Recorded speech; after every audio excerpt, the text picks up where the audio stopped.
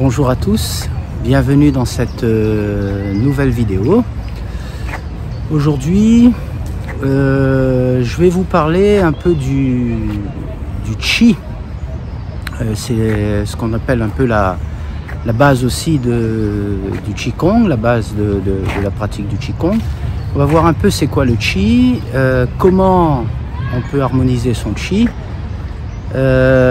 comment aussi on peut débloquer son Qi. Et puis enfin, on sait aussi que dans notre propre maison, par exemple, il y a du Qi également. Le Qi est partout, mais on va essayer de définir un peu ce que cachent ces trois petites lettres. Pourquoi aussi harmoniser son Qi? Le Qi, c'est quoi? Pour les orientaux, c'est l'énergie qui relie tout ce qui compose l'univers. Les Chinois l'appellent Qi, les Japonais l'appellent Qi.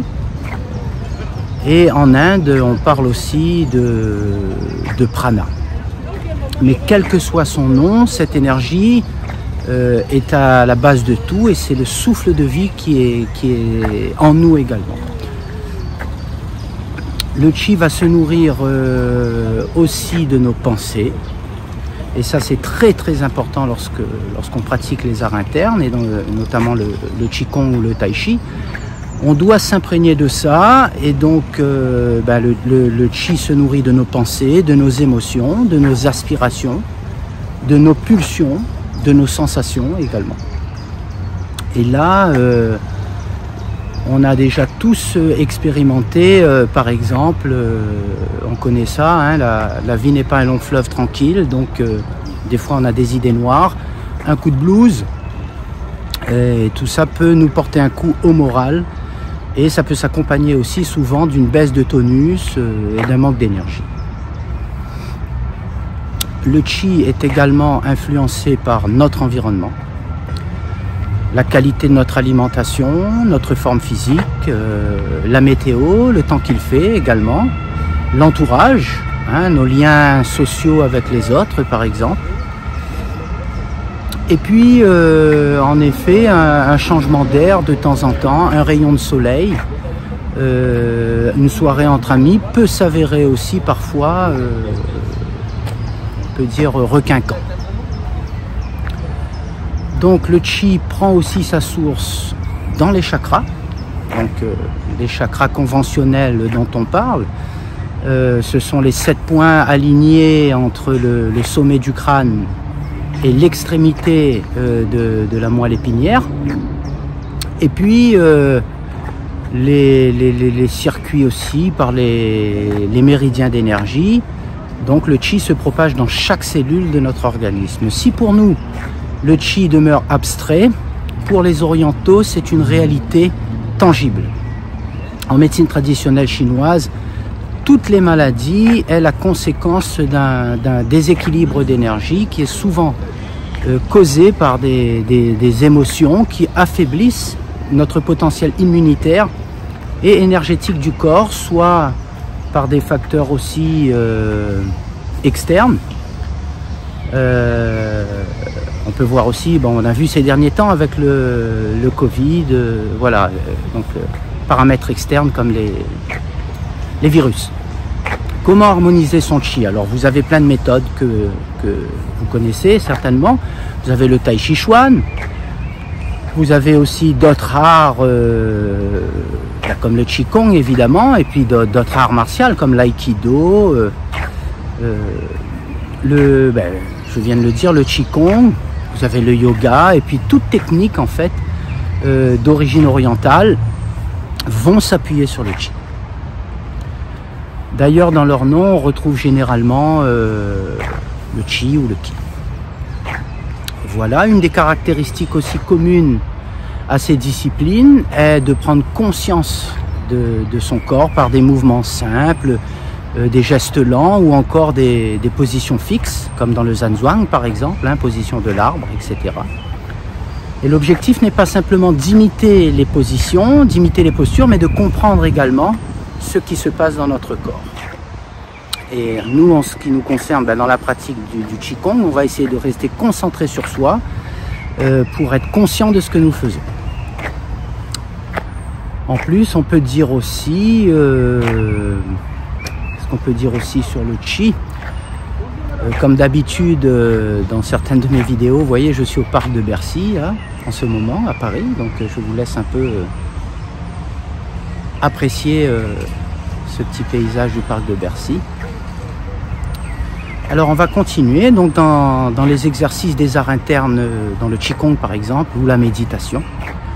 Ce travail va favoriser le retour au calme de notre esprit et va aussi apaiser nos tensions, tout en assouplissant aussi et en fortifiant notre organisme. Donc tenir des positions aussi sans fléchir nécessite aussi un bon tonus également, et c'est pour ça qu'on préconise aussi dans le travail du tai chi, du qigong, on préconise aussi de faire du renforcement musculaire et un peu d'endurance, de la marche, de la natation, du vélo, etc.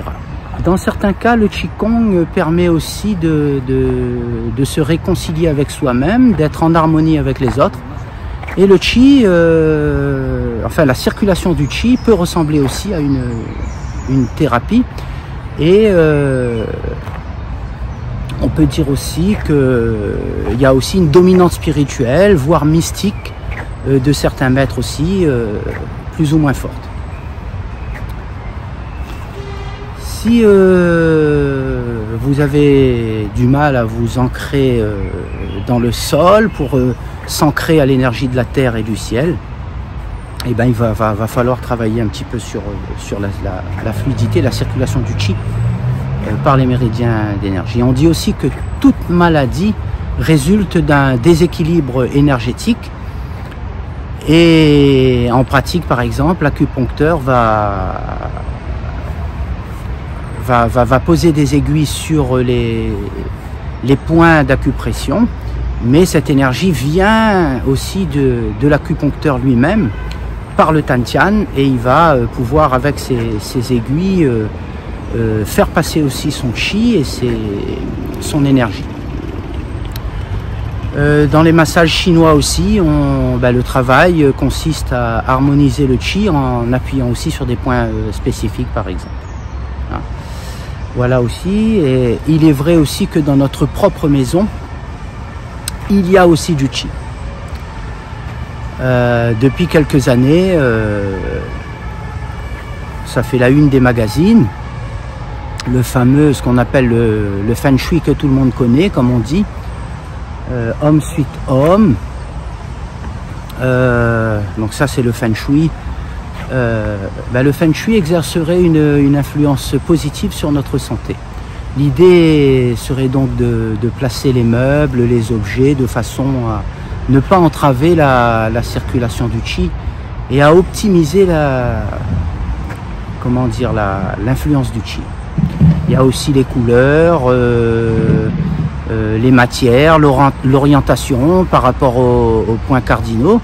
Donc dans le feng shui, ce sont des facteurs importants qui peuvent aussi calmer, voire exciter nos émotions. Donc si on veut le faire sérieusement, il faut tenir compte de la localisation de notre maison par rapport aux points cardinaux et de l'emplacement également de chaque pièce par rapport au centre de votre foyer avant de s'attaquer à ces éléments de placement, etc., de meubles, etc. Voilà.